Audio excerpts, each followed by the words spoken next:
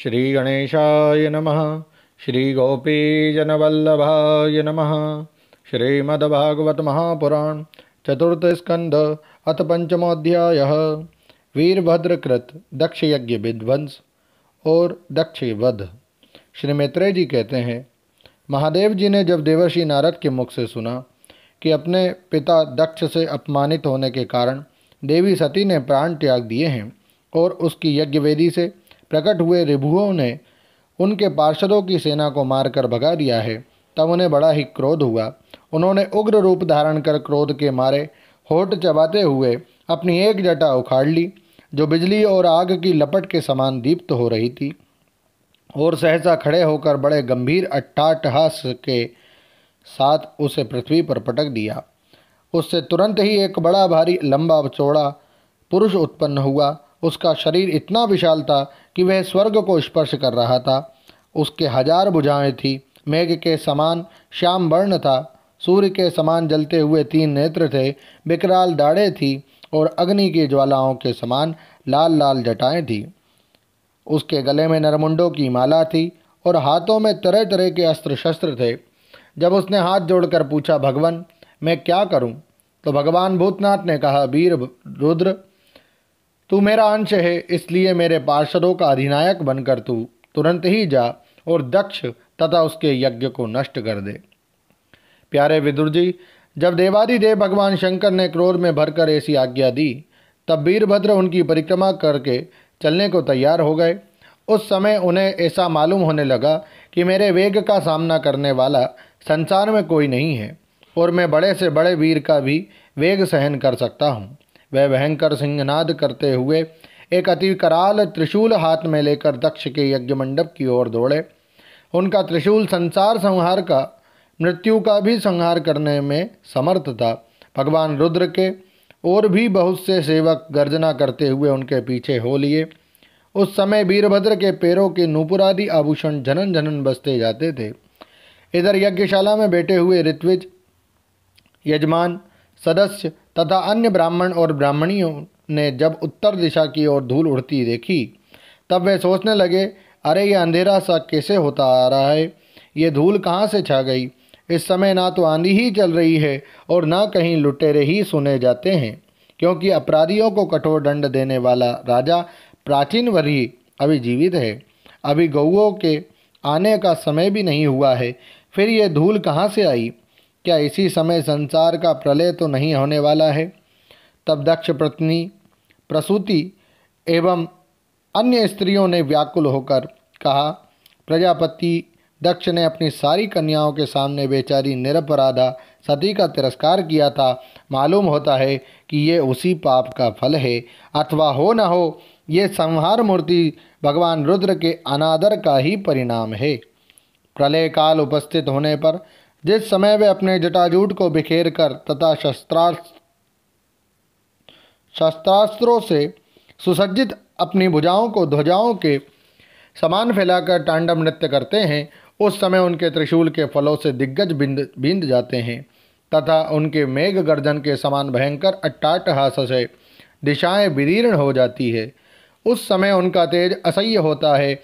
वे अपनी भुएं टेढ़ी करने के कारण बड़े दुर्धर्ष जान पड़ते हैं और उनकी विकराल दाढ़ों से तारागण अस्त व्यस्त हो जाते हैं। उन क्रोध में भरे हुए भगवान शंकर को बार बार कुपित करने वाला पुरुष साक्षात विधाता ही क्यों ना हो, क्या कभी उसका कल्याण हो सकता है? जो लोग महात्मा दक्ष के यज्ञ में बैठे थे, वे भय के कारण एक दूसरे की ओर कातर दृष्टि से निहारते हुए ऐसी ही तरह तरह की बातें कर रहे थे कि इतने में ही आकाश और पृथ्वी में सब और सहस्त्रों भयंकर उत्पात होने लगे। विदुर जी, इसी समय दौड़कर आए हुए रुद्र सेवकों ने उस महान यज्ञ मंडप को सब ओर से घेर लिया। वे सब तरह तरह के अस्त्र शस्त्र लिए हुए थे। उनमें कोई बोने, कोई भूरे रंग के, कोई पीले और कोई मगर के समान पेट और मुख वाले थे।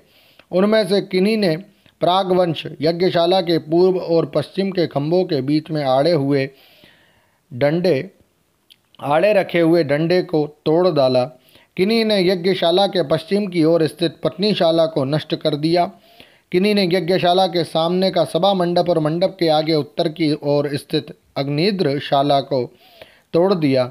किन्हीं ने यजमान गृह और पाकशाला को तहस नहस कर डाला, किन्हीं ने यज्ञ के पात्र फोड़ दिए, किन्हीं ने अग्नियों को बुझा दिया, किन्हीं ने यज्ञ कुंडों में पेशाब कर दिया और किन्हीं ने वेदी की सीमा के सूत्रों को तोड़ डाला।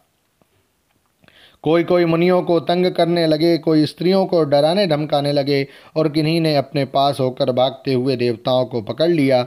मणिमान ने भृगु ऋषि को बांध लिया, वीरभद्र ने प्रजापति दक्ष को कैद कर लिया तथा चंडीश ने पूषा को, नंदीश्वर ने भग देवता को पकड़ लिया। भगवान शंकर के पार्षदों की यह भयंकर लीला देखकर तथा उनके कंकड़ पत्थरों की मार से बहुत तंग आकर वहां जितने ऋत्विज सदस्य और देवता लोग थे, सब के सब जहां तहां भाग गए। भृगुजी हाथ में श्रुवा लिए हवन कर रहे थे।